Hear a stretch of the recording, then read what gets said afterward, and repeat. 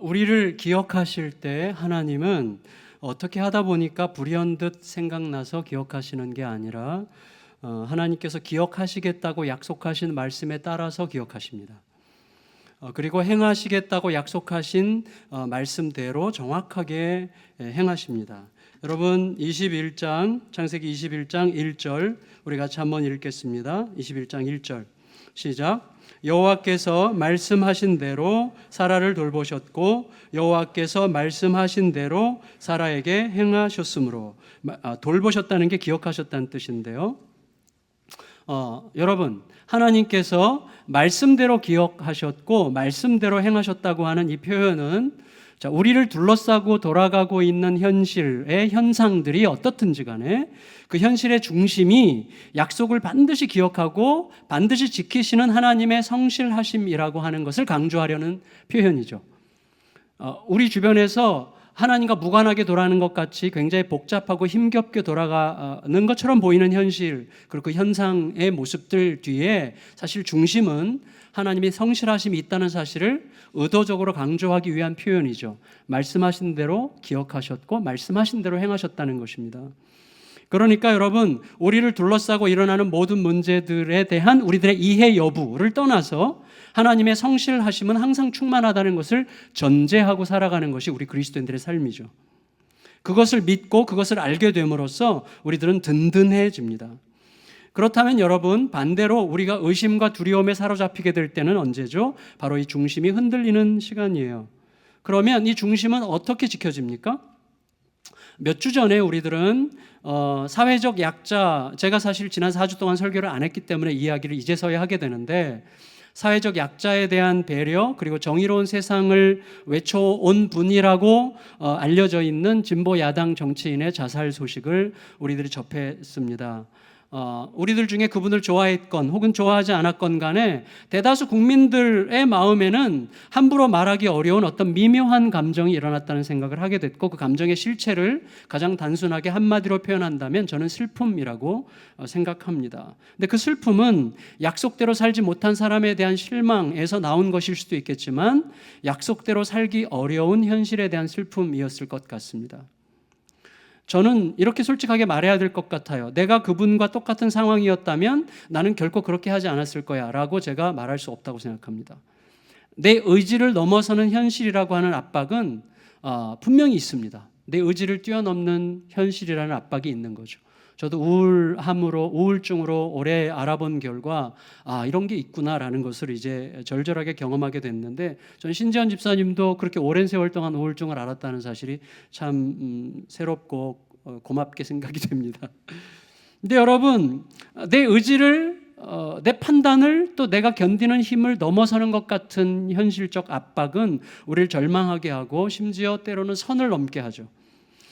근데 만에 하나 원치 않는 어떤 타협의 순간에게 삼켜져서 그렇게 극단적인 길을 선택했던 그분과 다르게 판단하고 다르게 선택할 수 있으려면 우리들은 내 자신의 의지만으로는 불가능하다고 하는 사실을 인정해야만 됩니다. 나로 하여금 그 불행한 길을 걷지 않게 만드는 힘은 내 안에 있지 않습니다. 누군가가 밖에서 안으로 그 힘을 불어넣어 줘야 돼요. 만일에 그분이 뇌물을 받기 전날에 누군가 다른 사람이 뇌물 받은 일로 죽음을 맞이한 사실을 접했더라면 다른 길을 선택했겠죠. 그 극단적인 선택을 하기 전에도 누군가가 그러한 비슷한 일로 죽음의 길을 갔다는 사실을 내가 접했더라면 다른 길을 선택했을 가능성은 얼마든지 있는 것입니다. 여러분 저는 태어나면서 저희 아버지나 어머니로부터 한 대도 안 맞고 컸어요. 놀랍죠? 저희 부모님이 저를 때린 적이 한 번도 없고 그렇게 기억하고 계시고 저도 맞은 기억이 한 번도 없어요. 한 대도 제가 안 맞고 컸어요. 그 이유는 저의 그 선함과 그 순전한 그 의지의 결과물이 절대 아니죠. 어떻게 할 때 얻어맞게 되는지를 어떻게 하면 처절하게 얻어맞게 되는지를 저희 형과 누나들을 통해서 생생하게 볼 수 있었기 때문에 제가 막내거든요. 엄청난 특권의 자리죠. 따라서 여러분, 우리들은 우리들 자신의 의지 때문이 아니라 누군가가 나로 하여금 그렇게 하는 것이 죽음에 이르는 길이라는 사실을 실감나게 보여줄 때만 그렇게 하지 않을 수 있는 힘을 얻게 되는 것입니다. 따라서 여러분, 죄의 치명적인 결과를 짊어지신 예수 그리스도의 죽음을 나의 현실로 받아서 살아간다고 하는 것은 항상 위대한 선물입니다. 여러분, 갈수록 우리가 깨닫게 되는 것은 예수님의 죽음 사건은 모든 상황에 대한 가장 적절한 대답이라고 하는 사실을 갈수록 점점 선명하게 깨닫게 됩니다. 예수님의 죽음 사건은 모든 상황에 대한 가장 적절한 대답이 됩니다. 마찬가지로 우리들은 내 자신의 의지와 노력이 아니라 약속을 기억하시고 반드시 이루고야 마시는 하나님의 사건을 기억하고 그 성령을 통해서 그 사건 안으로 제대로 뛰어들게 될 때 결국 바른 길을 갈 수 있게 되는 것입니다.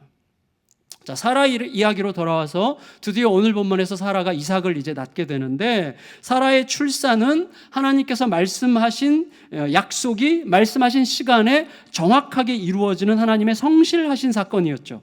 2절을 보겠습니다. 21장 2절 시작. 사라가 임신하고 하나님이 말씀하신 시기가 되어 노년의 아브라함에게 아들을 낳으니. 따라서 여러분, 이 사건은 우리들을 위한 굉장히 중대한 표지판이에요. 특히 여러분, 불가능한 현실이 하나님의 약속을 멸시하는 것처럼 보일 때, 현실이 너무나 불가능한 게 확실해 보이기 때문에 내 삶에 대한 하나님의 약속이 현실 앞에서는 아무것도 아닌 것처럼 느껴지는 순간이 우리에게 올 때가 있는데, 그때도 결국에는 하나님의 약속이 모든 불가능을 넘어서서 일어서게 될 거라는 사실을 알려주는 표지판으로 우리에게 선물로 지금 주어져 있는 것이죠. 사라 그 주변에 있던 모든 이웃들은요, 이 이삭이 탄생한 것을 보고 와, 참 진짜 어떻게 이런 일이 있을 수 있는 거야? 이건 도대체 알 수 없는 일이야 라는 식으로 이야기할 수밖에 없는 일이지만, 그런 약속을 알고 약속을 붙들고 약속을 믿고 붙들고 온 사람들은 확실히 알 수 있는 일이라고 말할 수 있는 사건이죠. 그에 따라서 아브라함은 17장 19절에서 하나님께서 말씀하신 대로 이름을 이삭이라고 지었고, 하나님께서 말씀하신 대로 8일 만에 할례를 행하게 되었습니다. 3, 4절 읽습니다. 21장 3절 4절 시작. 아브라함이 그에게 태어난 아들 곧 사라가 자기에게 낳은 아들을 이름하여 이삭이라 하였고, 그 아들 이삭이 난 지 8일 만에 그가 하나님이 명령하신 대로 할례를 행하였더라. 여러분, 지난번 4주 전에 제가 여러분과 말씀 나눌 때 그랄 땅에 간 아브라함이 다시 한번 두려움과 의심에 휩싸여서 자기 아내를 누이라고 속였던 사건을 우리가 들여다봤었죠. 자, 그랄 땅에서 말씀 대신 의심과 두려움을 붙들었던 그 혼란과 수치의 시간이 이제 지나가고, 다시금 말씀을 따름으로, 자, 말씀을 다시금 따를 때 이루어지는 현상, 우리에게 매우 보편적 현상인데 그게 뭐예요? 질서정연함이죠. 질서정연함, 차분한 기쁨, 이 시간이 다시 돌아오게 된 것입니다. 틀림없어요. 지금 여러분의 삶 속에서, 저와 여러분들의 삶 속에서 혼란과 복잡함과 두려움과 의심과 초조함이 나를 얽혀들게 만드는 순간을 내가 통과하고 있다면 간단합니다. 다시금 어떤 상황에 이르든지 말씀을 딱 붙들고 말씀 앞에 버티게 되면 다시 질서정연함이, 차분한 기쁨이 샘솟기 시작해요. 그것을 오늘 말씀을 통하여 한번 함께 나누려고 하는 것입니다. 아브라함은 나이 100세에 이제 비로소 속이 꽉 찬 삶이죠. 속이 꽉 찬 삶. 여러분, 속이 꽉 찼다는 건 뭐예요? 현실적으로 모든 게 잘 된다 이게 아니라 내 마음속에서 일어나는 기쁨이 하나님의 질서 안에 있다고 하는 것을 확인할 때예요. 그리고 하나님의 질서가 내 안에서 평안을 일으키고 있다는 것을 느낄 때 뿌듯한 기쁨이 나를 꽉 채우는 거죠. 그거 공감하세요? 이때는 아멘이라고 해야 이제 덜 창피한데, 아멘이라고 안 하셔도 돼요. 5절 읽겠습니다. 5절 시작. 아브라함이 그의 아들 이삭이 그에게 태어날 때에 100세라 그랬어요. 100세가 되어보니라는 책은 사실은 아브라함이 써야 되는 거죠. 김영석 교수님보다는 아브라함이 쓰면 딱 맞을 책이죠. 여러분, 우리들의 불가능한 현실을 뛰어넘어서 성취되는 하나님의 약속이 우리 눈앞에서 확연해질 때 우리가 보일 수 있는 최고의 반응은 뭐겠어요? 웃음이죠. 웃음. 사라가 웃습니다. 그런데 여러분, 우리의 웃음이 혼자 웃는 웃음이 아니라 함께 웃는 웃음이 되려면 어떻게 해야 되는 것이죠? 6절 7절 읽겠습니다. 6절 7절 시작. 사라가 이르되 하나님이 나를 웃게 하시니 듣는 자가 다 나와 함께 웃으리로다. 또 이르되 사라가 자식들을 젖먹이겠다고 누가 아브라함에게 말하였으리오마는 아브라함의 노경에 내가 아들을 낳았도다 하니라. 어떤 웃음이 함께 웃을 수 있는 웃음일까요? 역시 말씀이죠. 무슨 말인가 하면 우리들은 유능한 존재의 탁월한 결과를 볼 때 감탄할 수 있습니다. 매우 유능한 존재의 탁월한 결과에 감탄하게 되죠. 그렇지만 그와 함께 가슴 깊이 웃는 문제는 딴 문제죠. 매우 유능한 사람의 탁월한 결과에 가슴 깊이 웃기는 쉽지 않습니다. 부럽거나 질투심이 나거나 잘났네 뭐 이렇게 생각하고 말고 싶은 마음이 들죠. 근데 깊은 고난과 어려움을 견디고 극복한 결과 극적으로 탁월한 결과에 도달하게 된 경우, 예를 들어서 요새 아시안게임 하는데 어떤 선수가 사력을 다해서 경기했고 드디어 메달을 목에 달았는데 알고 보니까 지난달에 그 선수의 부모님이 돌아가셨더라. 이런 이야기를 우리가 알게 되면 함께 울 수 있고 함께 웃을 수 있습니다. 다시 말하면 내 연약함을 발견할 때 우리는 함께 웃을 수 있는 거예요. 그 안에서 우리가 아까 신재현 집사님 간증할 때 뭉클했죠. 2부 예배 때는 많은 분들이 우시더라고요. 왜 그렇죠? 그의 간증 속에서 내 연약함과 내 고통을 보고 있기 때문이죠. 볼 수 있기 때문이죠. 그게 함께 웃을 수 있는 굉장히 중요한 포인트죠. 여러분, 그게 아브라함과 이 사라의 웃음이었고 그리스도의 십자가가 우리를 웃게 하는 웃음이죠. 우리는 자신의 현실을 온전히 책임질 수 없어요. 내 연약함을 벗어날 수도 없어요. 그렇지만 그 연약함과 가혹한 현실 속에서도 하나님의 약속의 말씀은 붙들 수 있습니다. 연약함이 너무나 분명하고 그 다음에 가혹한 현실이 너무나 충분해서 우리를 압도할 만큼 충분하지만 그럼에도 불구하고 우리가 아무것도 할 수 없는 상황에서도 하나님의 약속은 붙들 수 있는데, 그렇게 해서 붙든 그 사람의 삶 속에서 하나님께서 이루어 가신 일을 보게 될 때 우리는 진실로 함께 웃을 수 있는 거예요. 아브라함과 사라와 함께 이웃들이 웃을 수 있었던 이유는 바로 그것 때문이죠. 모두를 함께 웃게 하는 웃음이었습니다. 그런데 그 웃음이, 그 기쁨이 위기를 맞습니다. 위기를. 8절 9절 읽습니다. 시작. 나이가 자라매 젖을 떼고 이삭이 젖을 떼는 날에 아브라함이 큰 잔치를 베풀었더라. 사라가 본즉 아브라함의 아들 애굽 여인 하갈의 아들이 이삭을 놀리는지라. 자, 이제부터 본문으로 좀 더 들어갔으면 좋겠는데, 자, 우리 나이로 치면 유네스코 지정 젖 떼는 시기 만 2살 뭐 이렇게 정했던데, 그것보다도 실제로 고대 근동 이 시대에 아이들이 보통 젖을 뗄 때가 서너 살이었다고 해요. 그럼 서너 살 이러면 이삭이 한 서너 살이라고 치면 이삭의 이복형 이스마엘은 10대 후반 청소년이죠.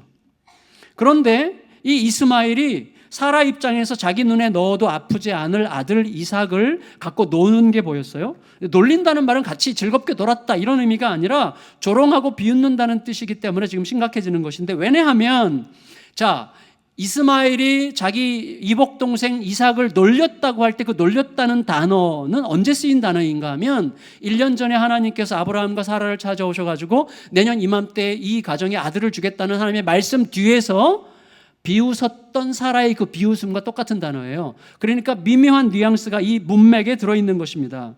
다시 말하면 이스마엘이 이삭을 놀릴 때 거기에는 의심과 비웃음이라고 하는 미묘한 뉘앙스가 있는 거예요. 이런 거죠. 에휴, 이 꼬맹이가 100살도 넘은 우리 아버지 아브라함의 후계자가 된다는 거야? 뭐 이런 식의 이제 조롱이 거기에 포함되어 있는 것입니다. 그리고 놀렸다는 그 말은 한번 우발적으로 그렇게 해봤다는 뜻이 아니라 지속적으로 계속 그런 태도를 보였다는 거예요. 그렇다면 그 행동에는 이스마엘 입장에서는 자기가 아브라함의 맏아들이죠. 그러니까 아브라함의 맏아들로서 자기 입지가 불안한 거죠. 시간이 가면 갈수록 불안하죠. 이 아이가 진짜 후계자니까. 그러니까 자기 입지를 불안해한 이 이스마엘의 위기의식이 담겨 있는 거죠. 그게 이삭에게는 일종의 위협이 되는 거죠. 그러니까 사라 입장에서는 이스마엘에게 이삭을 향한 적개심이 느껴졌겠죠.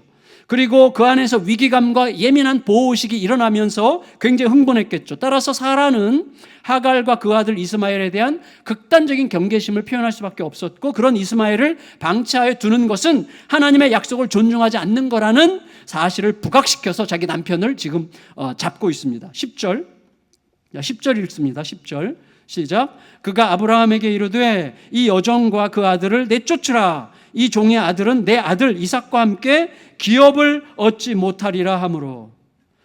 자, 사라의 이 말은 하나님의 약속에 근거한 말이에요. 하나님께서 이스마엘에게는 기업이 없다고 말씀하셨죠. 이삭이 이 가정의 기업을 이어받을 거라고 말씀 분명히 하셨습니다. 그러니까 여러분, 저를 보세요.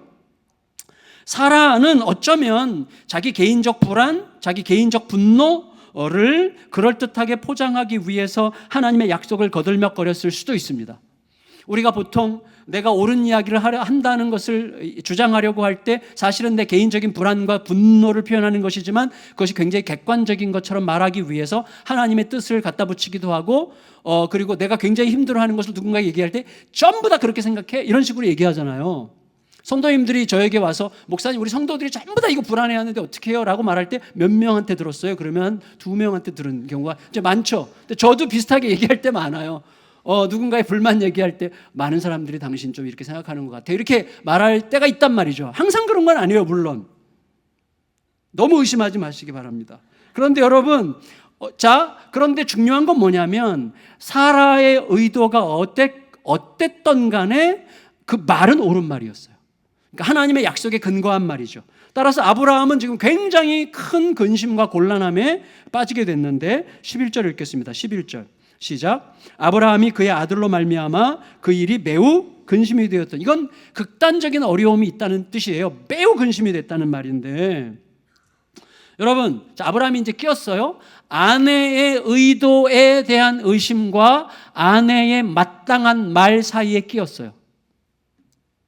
그리고 하나님의 약속에 근거한 아내의 말과 하갈과 이스마엘에 대한 연민 사이에 끼었죠. 아내 사라의 말은 냉정했지만 마땅한 말이죠. 하지만 이 하갈과 이스마엘은 한번 쫓겨난 적이 있잖아요. 한번 쫓아낸 적이 있었던 이 사람들을 또 쫓아내야 된다고 하는 현실은 너무 서럽죠. 여러분, 우리들도 이런 상황에 처할 때가 많지 않습니까? 어차피 어떤 길을 선택해야 하기는 하지만 어떤 것도 선택하기 어려운 상황에 끼이게 되는 것입니다. 그래서 원칙과 온정 사이에서 줄다리기를 하게 되는 거죠. 원칙을 따라야 되는가? 온정을 따라야 되는가? 이 사회에서 우리가 줄다리기를 해야만 하는 굉장히 어떤 어렵고 힘든 상황에 끼어 있을 때가 있겠는데 여러분, 이때 중요한 것은 온정이냐 원칙이냐가 아니라는 사실을 기억해 주세요. 온정이냐 원칙이냐가 중요한 게 아니라 이때 가장 중요한 것은 내 마음의 밑바닥을 흐르고 있는 핵심이 뭐냐는 거예요. 그게 가장 중요합니다. 자, 무슨 말인가 하면 저의 경우에는요, 종종 제가 원칙을 얘기하든지 온정을 얘기하든지 어떤 것을 주장하든지 간에 사실은 그 원칙과 온정이 핵심이 아니라 내 마음 밑바닥을 흐르고 있는 핵심이 더 중요하더라고요. 그 핵심이 뭐냐면 나쁜 사람이 되고 싶지 않은 욕망이에요. 제가 사람들 앞에서 사람들이 저를 나쁜 사람으로 생각하는 게 두려워요. 그래서 나쁜 사람이 되고 싶지 않은 욕망이 밑바닥에 흐르고 그 위에서 내가 원칙과 온정을 얘기하고 있는 거더라고요. 그게 훨씬 더 중요하죠. 한마디로 내 자신을 위한 평화주의자가 되려고 하는 것입니다. 그때는 어떤 마음을 갖게 되죠? 이런 거죠. 사라에게는 좀 안타깝고 사라가 좀 하갈과 이스마엘 그 모자를 좀 그래도 힘들지만 좀 이렇게 품어주기를 정말 자꾸 바라게 되고 하갈 모자가 좀 하갈과 이스마엘이 좀 눈치껏 좀 사라 눈치 좀 제대로 살피기를 바래서 이렇게 해가지고 이렇게 좀 이렇게 편안하게 가야지라는 마음이 드는데 그 이유는 말은 그렇게 하지만 실제로는 내가 나쁜 사람 되고 싶지 않은 거예요. 내가 결정해서 누군가로부터 욕먹고 싶지 않은 자기중심적 평화주의자가 되려고 하는 열망 때문에 갈등에 빠지는 경우가 훨씬 더 많더라고요. 여러분, 하나님은 그런 근심을 바람직하다고 여기지 않으세요.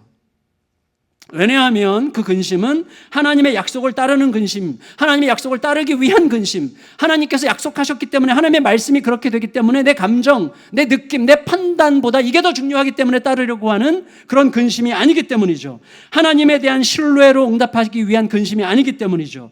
책임질 수 없는 존재가 스스로 책임지려고 하는 근심, 다시 말하면 의심과 두려움의 방식으로 작동하고 있는 근심이기 때문에 하나님께서 바람직하게 여기지 않는 것입니다. 우리들이 다 알듯이 고린도후서 7장 10절 말씀에 이런 말씀이 있죠. 같이 한번 읽어보겠습니다. 시작. 하나님의 뜻대로 하는 근심은 후회할 것이 없는 구원에 이르게 하는 회개를 이루는 것이요 세상 근심은 사망을 이루는 것이니라. 여러분, 우리가 근심할 때 근심을 할 수 있어요. 근데 근심의 실체가 뭔지, 그 근심을 붙들고 있는 내 마음이 밑바닥을 흐르는 핵심이 뭔지를 정말 면밀하게 들여다볼 수 있는 눈을 달라고 기도해야 됩니다. 하나님의 약속을 붙드는 근심은요, 잠시는 냉정해 보일 수 있어요. 잠시 혼란을 일으킬 수 있는 것처럼 보여요. 하지만 결국에는 하나님의 뜻을 따르는 것이기 때문에 우리 마음 중심을 든든하게 결국은 붙들어주게 됩니다. 옳은 길을 가셔야 돼요. 누구를 섭섭하게 할까 봐 너무나 두려워하지 마세요. 하나님께서 원하시는 게 뭔지를 생각해야 됩니다. 그리고 결국은 그 길을 가면 결국에는 모두에게 합당한 결과를 이루어내시는 하나님을 보게 됩니다. 따라서 하나님의 뜻은 하나님의 약속을 근거로 말하고 있는 사라의 말을 따르라는 거였어요. 아브라함에게 너의 마음의 근심을 따르지 말고, 너의 의심과 두려움의 생각을 따르지 말고 사라의 말을 따라. 사라의 의도가 어떻든 간에 그가 하는 말은 옳은 말이니까 그 말을 따르라는 게 하나님의 뜻이었어요. 자, 12절 읽습니다. 시작. 하나님이 아브라함에게 이르시되 내 아이나 내 여종으로 말미암아 근심하지 말고 사라가 내게 이른 말을 다 들으라. 이삭에게서 나는 자라야 내 씨라 부를 것임이니라. 따라서 이 말을 이런 식으로 풀 수 있겠죠. 너가 이 복잡 애매한 상황에서 어떤 욕망을 품을 수 있다면, 너가 어떤 욕망을 품어야만 한다면 좋은 사람으로 남고 싶은 욕망을 버리고 하나님의 약속을 따르는 자가 되려는 욕망을 품거라 라는 말씀으로 우리가 받아들일 수 있을 것 같습니다. 하나님께서는요, 아브라함이 자기 자신보다 하나님을 더 믿도록 하시기 위해서 이미 16장에서 하갈과 이스마엘에게 하셨던 약속을 다시 상기시켜 주세요. 13절 같이 읽습니다. 시작. 그러나 여종의 아들도 내 씨니 내가 그로 한 민족을 이루게 하리라 하신지라. 여러분 보세요. 결국 이 혼란 속에, 근심 속에 어찌할 바를 모르고 있던 아브라함이 정돈이 딱 됐어요. 우리 모두에게 전 동일하다고 생각합니다. 복잡함 속에서 어찌할 바를 모르고 힘들어하던 아브라함이 극도로 불편한 감정을 접고 하나님의 약속을 붙들기로 결정하고 나니까 마음이 정돈됐어요. 그리고 이제 뭘 어떻게 해야 될지가 선명해졌어요. 그게 14절입니다.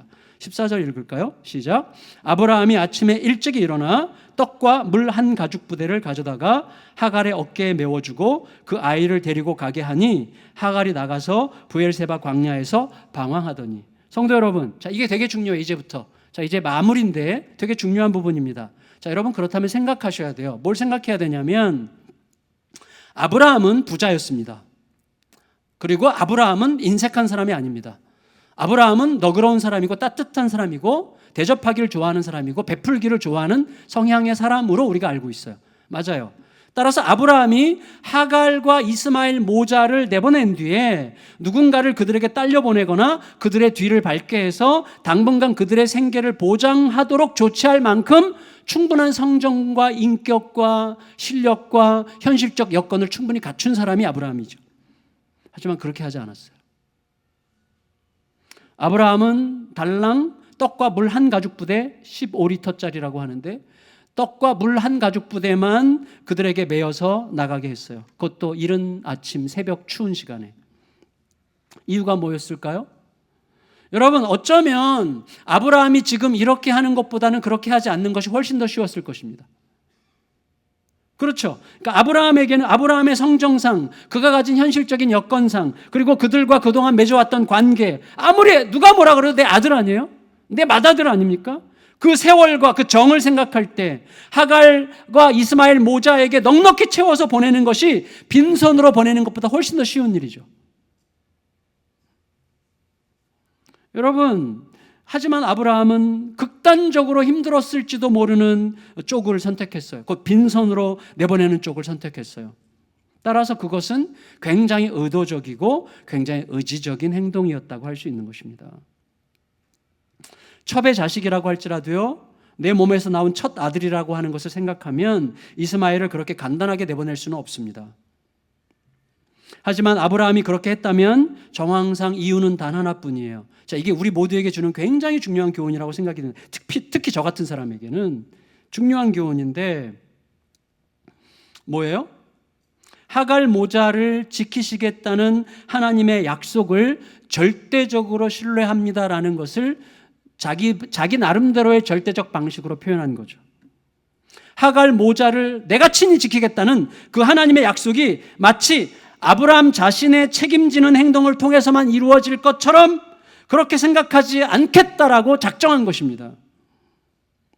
하갈과 이스마엘을 친히 지키시고 그들을 통해서 한 민족을 이루겠다고 하신 하나님의 약속을 온전히 믿겠다라고 결정했기 때문에 그렇게 한 것이죠. 어쩌면 아브라함의 이런 냉정하고 심지어 인색해 보이는 모습은 하나님께서 그렇게 하라고 하신 말씀에 대한 매우 고통스러운 순종이었을 거예요.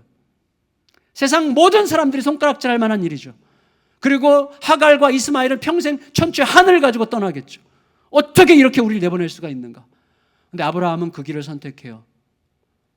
내가 어떻게 평가되느냐가 아니라 아마도 하나님께서 그렇게 하라고 명령하셨기 때문에 고통스럽게 순종하는 길이라고 생각합니다.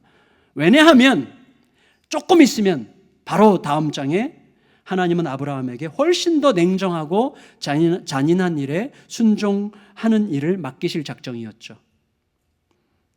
아브라함에게 아들 이삭의 목숨을 내놓으라고 이제 곧 하실 것입니다.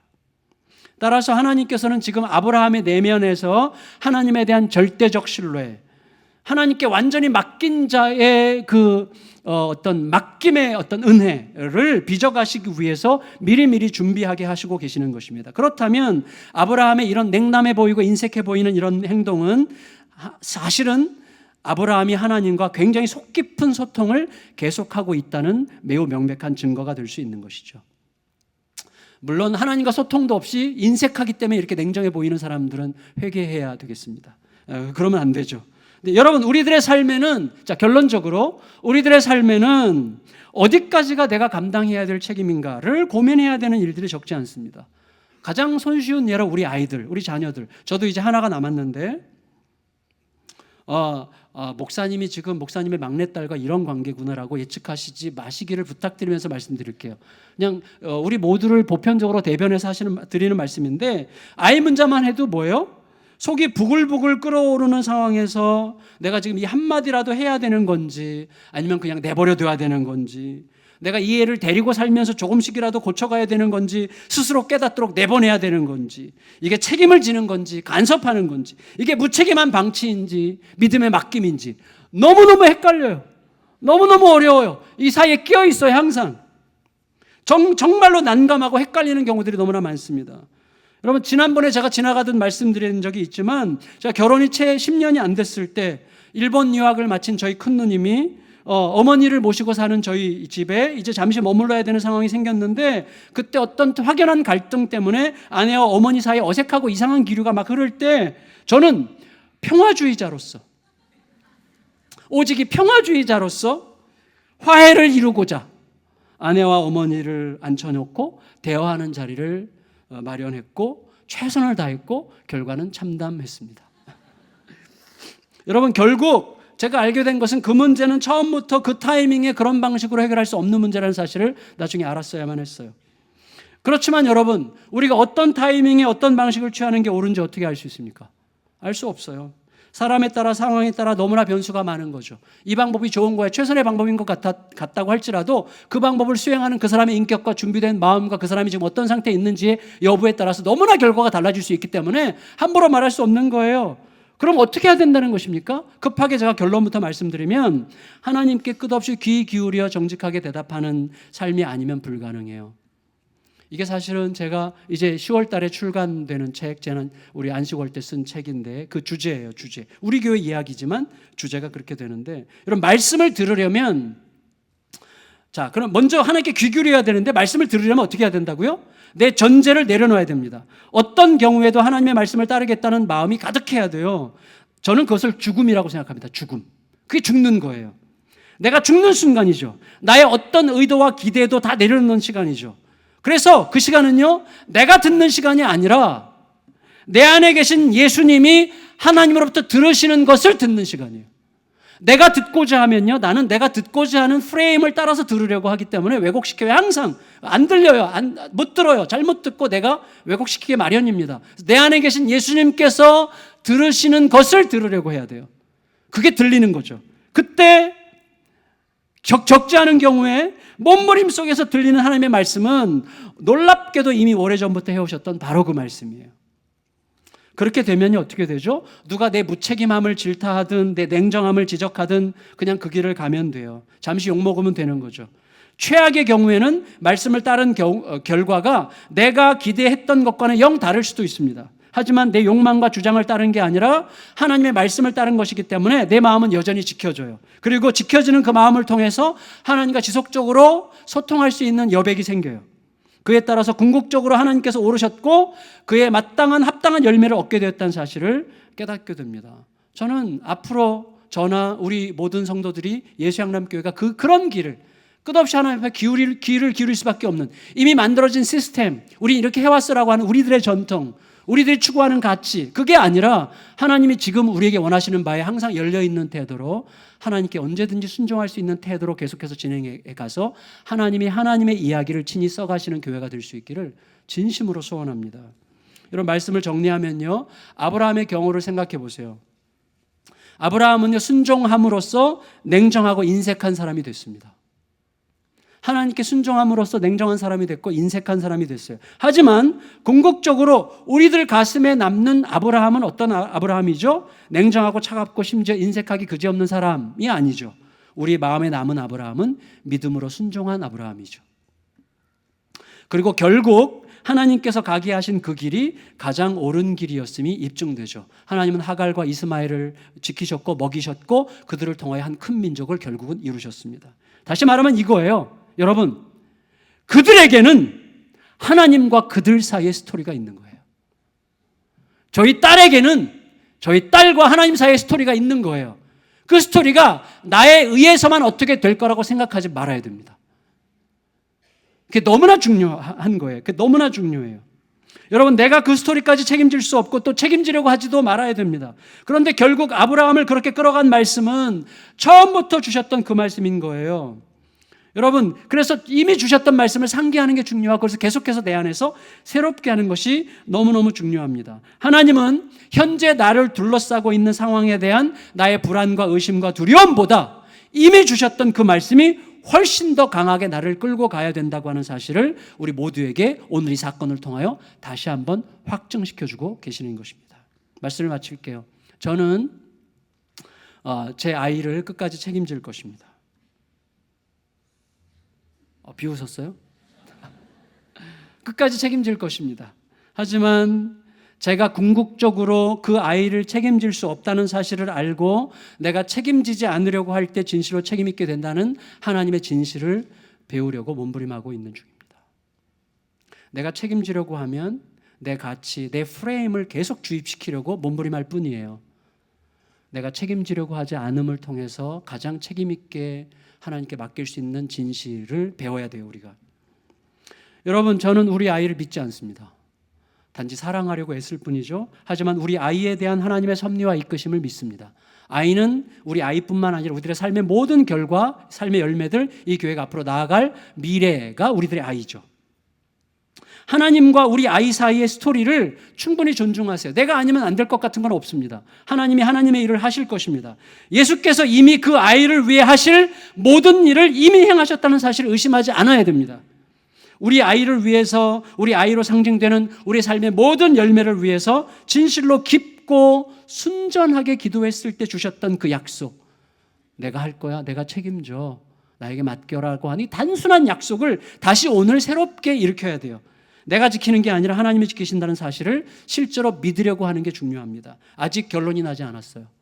언제 어떻게 될지 모르겠어요. 하나님은 하나님의 일을 하실 것을 믿으셔야 됩니다. 결국에는 그 믿음이 현실을 끌고 갈 것을 믿게 하실 주님을 찬양하고 그 믿음이 주님께서 우리에게 승리였다고 말하시는 그 순간을 우리 모두가 기쁨으로 맞이하게 되기를 예수님의 이름으로 축원합니다. 축원합니다.